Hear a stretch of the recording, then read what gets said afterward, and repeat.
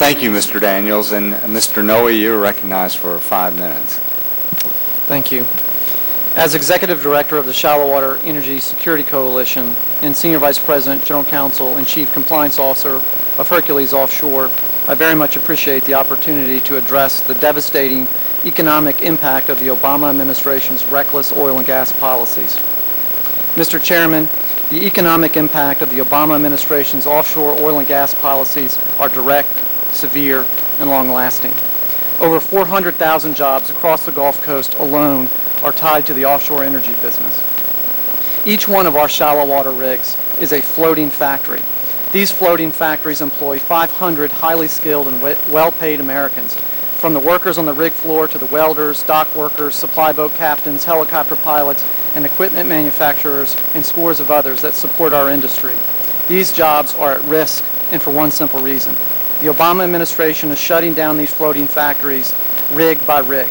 At a time when this nation's economy is struggling to recover from one of the deepest recessions in our lifetime and unemployment rates remain high, this administration is irresponsibly putting policies in place that are destroying thousands of good-paying jobs.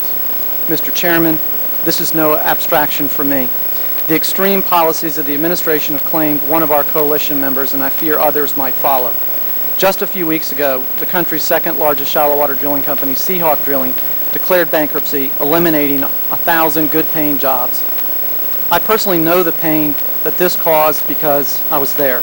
It was late in the day on Friday, February 11th, when I arrived at Seahawk's offices. As I was led into a conference room, pensive employees got up from their desks, went to their doors, and eyed me. I had the opportunity to look into the eyes and see the apprehension on their faces. Once inside the conference room, I executed the necessary documents for Hercules to buy Seahawk's 20 rigs. As I left, I put my hand on a Seahawk executive's shoulder and saw in his eyes that he was fighting back the emotions of the day. He paused, took a deep breath, and walked out of the conference room to inform the large gathering of Seahawk employees that the company was bankrupt. The bankruptcy of Seahawk was avoidable. Seahawk had nothing to do with the Macondo blowout, but it was destroyed by the misguided and heartless policies of this administration.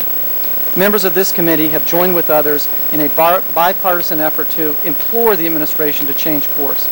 Even former President Clinton recently said that the administration's offshore drilling policies were ridiculous.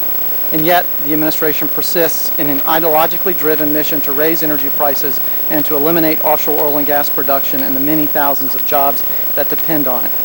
Mr. Chairman, immediately after the Macondo blowout last April, shallow water drilling operations were halted for 30 days by the moratorium issued by Secretary Salazar.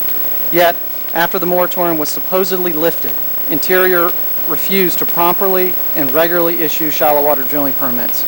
Only 37 shallow water permits have been approved in the 11 months since the disaster, when the normal historical rate has been 10 to 15 or even more per month. That constitutes an 85% reduction in the rate of monthly permit actions. The Obama administration's policies are now coming home to roost. The ongoing turmoil in North Africa and the Middle East and the decreasing domestic oil and gas production have combined to cause dramatic spikes in the price of oil and gasoline. At gas stations across America, our fellow Americans are feeling the impact of the administration's policies. Mr. Chairman, the facts are clear. Despite the repeated statements by the Obama administration to the contrary, rigs are leaving the Gulf of Mexico and production is declining. Since May 2010, at least 12 offshore rigs have departed the Gulf of Mexico, 7 deepwater and 5 jackup rigs, with at least 4 additional rigs currently under active consideration for departure. Once the equipment leaves the Gulf, it will be years, if ever, before the rig and the other vital equipment and skilled crew become available again for use in the Gulf of Mexico. Production in the Gulf of Mexico has already declined. The federal government's own Energy Information Administration confirmed that the production in the Gulf declined by nearly 300,000 barrels per day since April 2010, and that domestic oil production will fall a full 13% in each of 2011 and 2012. This represents a loss of production of about 450 million barrels per day. That's $45 billion worth of oil that we will have to find somewhere else. Mr. Chairman, we simply must reverse course. As a nation, we need to reverse the decline quickly in order to reclaim control of our economic destiny and protect our national security. Thank you. and for your committee for the recognition that the Gulf of Mexico and oil and gas supplies are critical to our national and economic security, and your willingness to use all options at your disposal to compel this administration to reverse its dangerous energy policies. Thank you, Mr. Noe. Mr. Massey, you recognized for 5